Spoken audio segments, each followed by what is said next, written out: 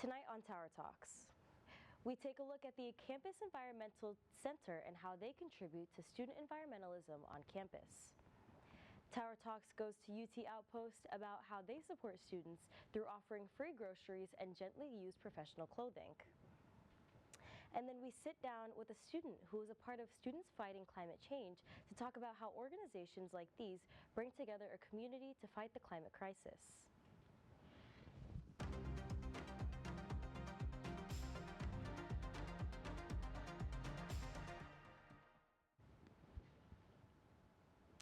Good evening. My name is Zion Tesfaye, and for tonight's episode, we'll focus on some of the various environmental-focused organizations across the 40 acres. So what is environmentalism? Environmentalism is a broad social movement and philosophy dedicated to protecting, preserving, and restoring the natural environment through activism, education, and policy. Here at UT, environmentalist groups have come together to advocate, educate, and mobilize students to become aware of what is going on in the community around them by creating drives to donate, bring in goods from the community, and creating a space open to all students who may need an extra hand. Some of these organizations also highlight the effects of climate change and policies made by government officials by hosting protests and strikes in opposition, as well as going out into the community and talking to students. These organizations have taken matters into their own hands about creating a space to talk about human impact on our planet. When we come back, we take a closer look at some of these organizations on campus who take environmentalism into their own hands. Tower Talks, we'll be right back.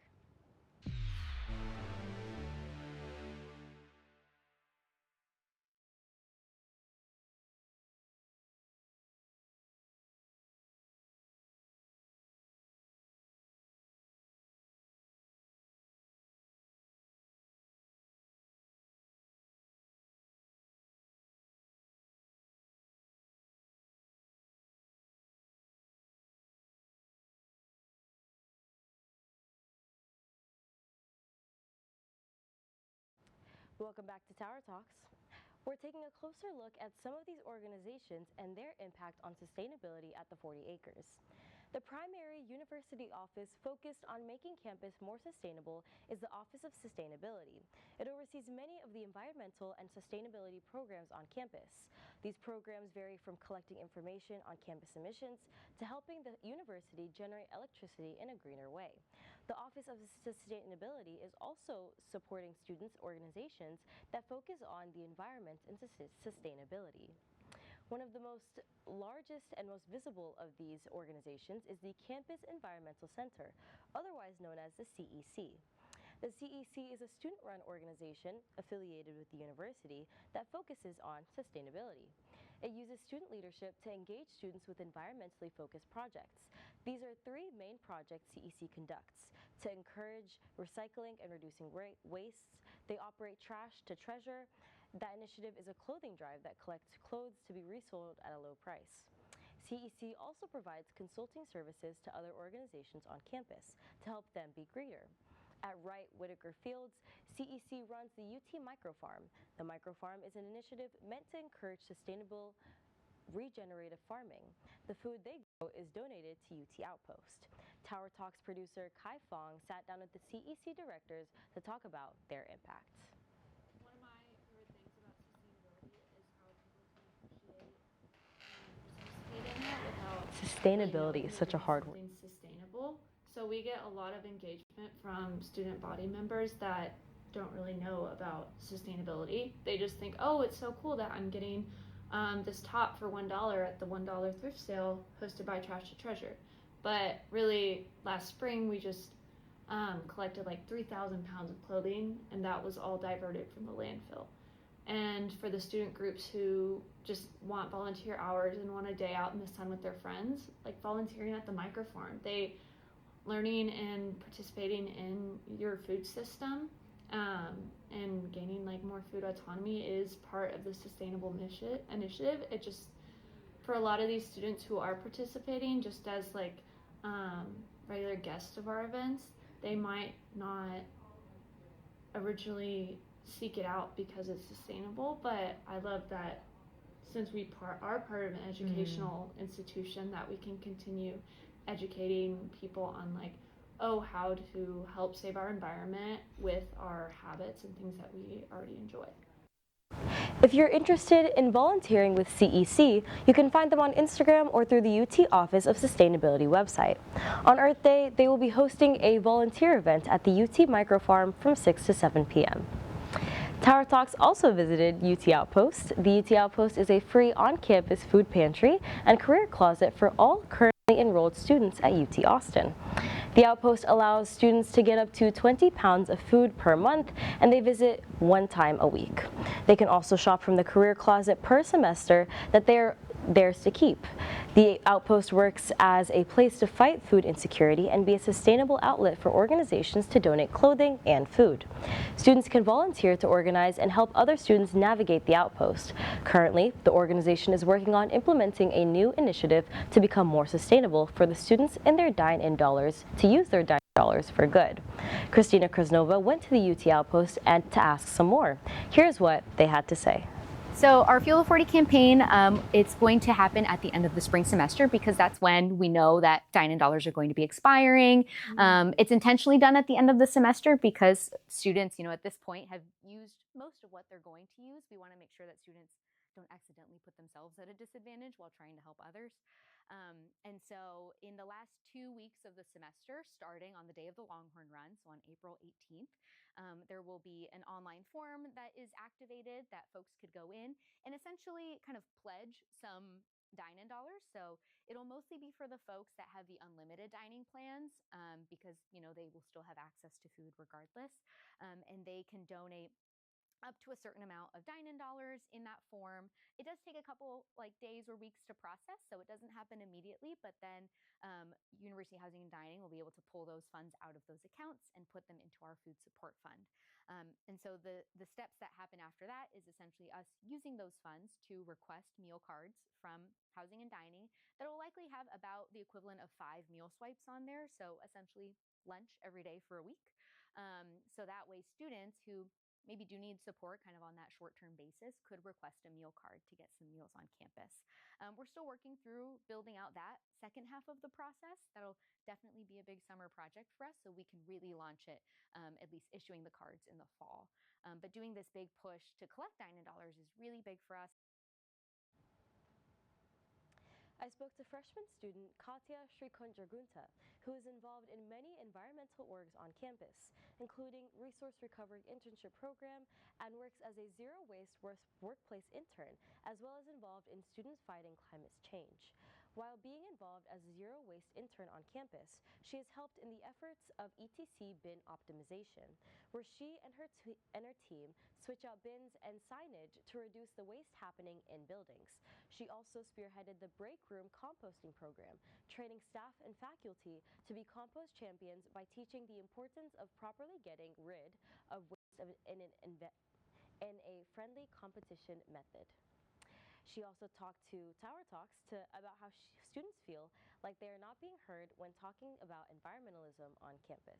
Here's what she had to say. I have also met a lot of students, and I've been a student myself that has felt like we might not have an impact on campus when it comes to environmental issues, climate action issues, especially because the political climate right now is not really geared towards sustainability and climate action. So the biggest thing that I think that we should keep in mind when we're doing our climate work is to constantly coalition build by working with different organizations such as combining SFCC and collaborating with SFCC and SDS and EDC, CEC. By all of these orgs collaborating together, we have so much more power than we really think we do, and it's really the student body and the student voice that at the end of the day the university has to listen to because we go to UT Austin. So we really do outnumber the UT admin, and we definitely have such a big impact in changing UT admins' minds, changing the legislation that's being passed, especially because of our large role in the political climate right now, especially with the elections that are going on, the state and district elections. Us voting has an impact on what climate and environmental initiatives take place, and it's just we have to always remember that like, it's better to do something than to like do nothing and just sit around. So really just joining any environmental org that you feel really drawn towards and passionate about, where you feel like you're welcomed and that you feel like it has like a really safe community, and putting in your actions and ideas, because I promise you every environmental org on campus is always going to be welcoming to any new climate action initiatives or ideas that you want to bring forward. And really it's just to remember that you're not alone in this, and that we're always constantly working together, because this environmental fight has been happening for decades, and it's something that will continue to happen. So yeah, just keep persevering. When we come back, Tower Talks goes onto the streets of campus to talk to students about what they think of the environment and more. We'll be right back.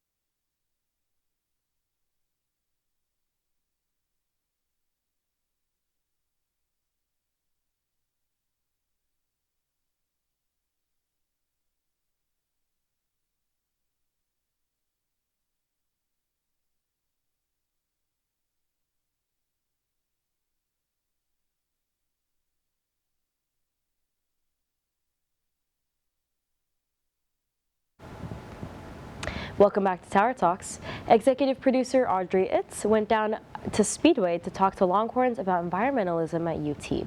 Here's what they had to say. I think sustainability is a lot better than I was expecting. Coming from like a more rural town, we don't really like practice any sustainable like techniques, I guess. So it was really nice to come into UT and see like all the recycling everywhere, recycling in the dorms on campus, compostability like around campus. I feel like sustainability is always growing at UT. The newer things is like trying to get rid of food waste in the dining halls, which is really nice because, you know, a lot of people see like the buffet style and they're like, okay, well, I'm gonna get this, this, and this, and I'm not gonna eat half of it, and then we don't know where that food waste goes. But, you know, people working with the university housing and dining, they're very locked into what they're doing about trying to reduce that food waste.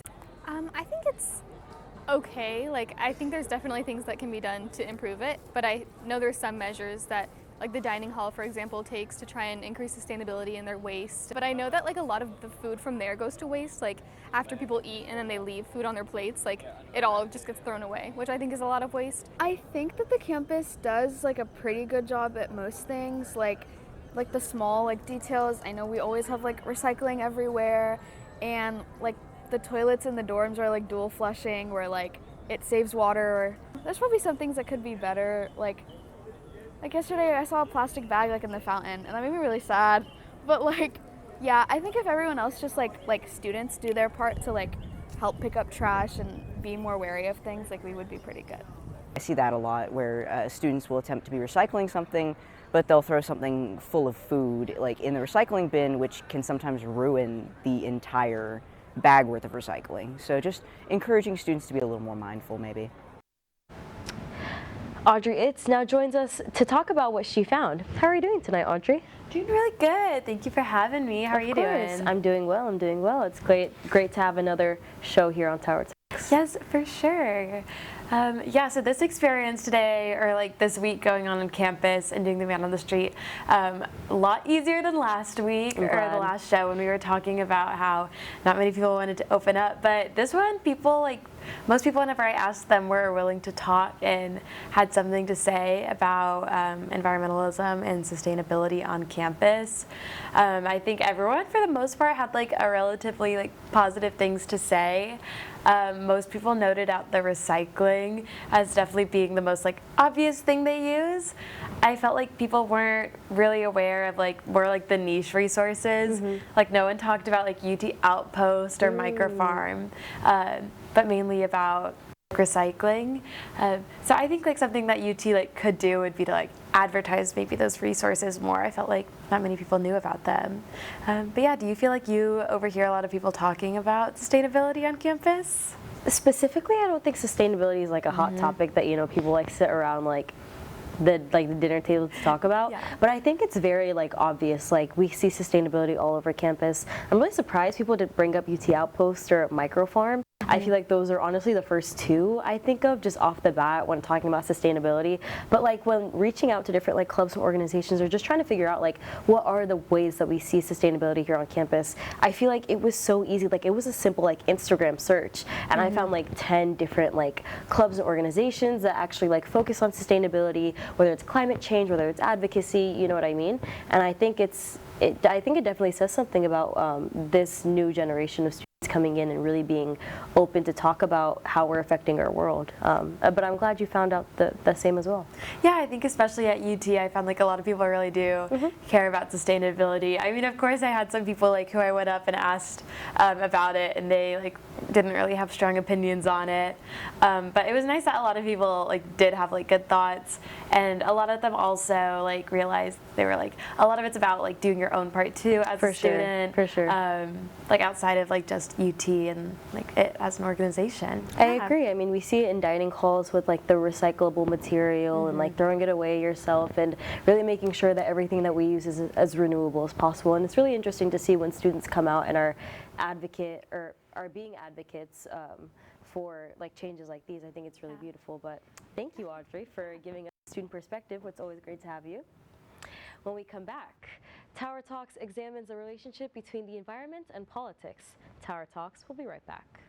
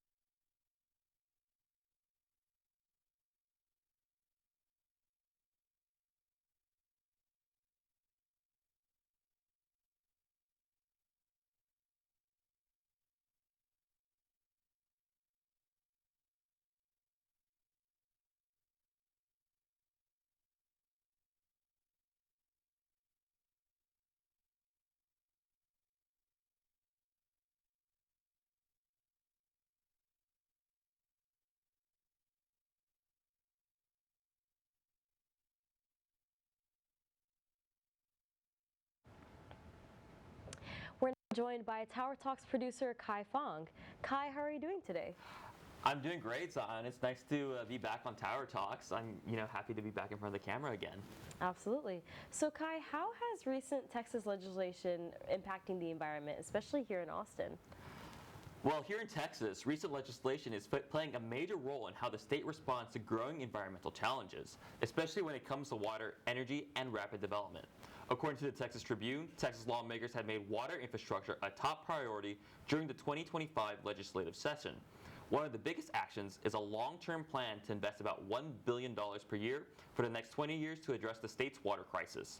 The funding, tied to legislation like Senate Bill 7 and House Joint Resolution 7, is aimed at creating new water supplies, repairing aging systems, and preparing for rapid population growth. But according to the Texas Tribune, there's still debate over how that money should be used. Some lawmakers support large-scale projects like desalination plants, while others argue the state focus on conservation and fixing existing infrastructure. State water plans show Texas could face a major decline in available water supply by 2070, especially as cities like Austin continue to grow. Lawmakers are also taking action on energy and industry. Following the Texas power crisis of 2021, new policies have focused on strengthening grid reliability while still supporting oil and gas production.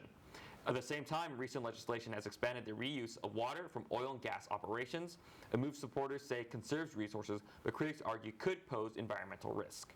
When it comes to growth, state-level decisions can limit how much cities like Austin are able to regulate development and protect green space.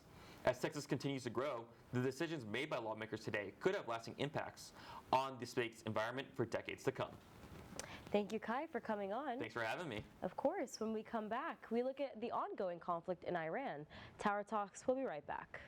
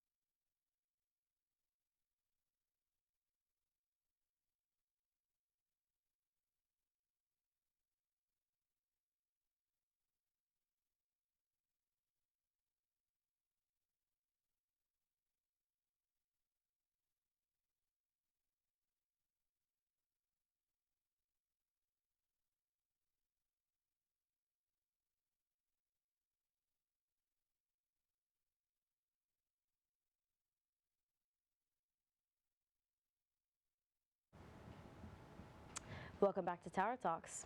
We're now going to look into news coming out of the Strait of Hormuz. According to the United States Central Command, on April 11th, the guided missile destroyers USS Michael Murphy and USS Frank E. Peterson transited through the Strait of Hormuz. The transit is significant because the Iranian military and Islamic Revolutionary Guard Corps effectively controlled the Strait of Hormuz. The Iranian regime has begun requiring merchant shipping to coordinate with the IRGC and pay a toll to pass the strait.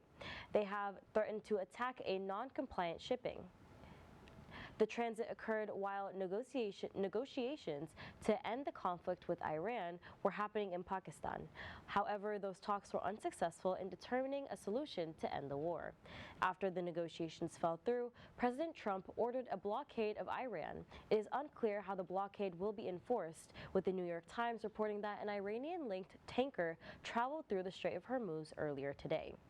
One of the biggest critics of the war in Iran has been the Catholic pontiff, Pope Leo XIV, who has called for peace and criticized the Trump administration for justifying the war on religious grounds, particularly Secretary of Defense Pete Hegseth, who has made religious references to justify and describe the war, including comparing the rescue of a U.S. Air Force weapons system officer to the resurrection of Jesus Christ.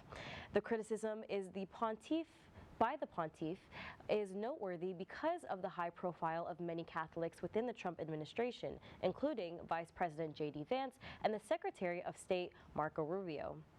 In response to the Pope's criticism, Vice President Vance stated that the Pope should not comment on American affairs. Outside of the administration's war effort, President Trump has faced criticism for posting a photo of himself as Jesus on Truth Social. In response to the criticism by the pontiff, President Trump labeled the Pope as, quote, weak on crime, end quote, and too liberal. Pope Leo has previously criticized the administration's immigration policy and rejected an offer to visit the United States on July 4th. That is all we have for tonight. Thank you for joining us. To watch this and all future Tower Talks episodes, subscribe to our YouTube channel. And follow us on Instagram at Tower Talks TSTV to stay updated on Tower Talks. For Tower Talks, I am Zion Tesfaye. Good night.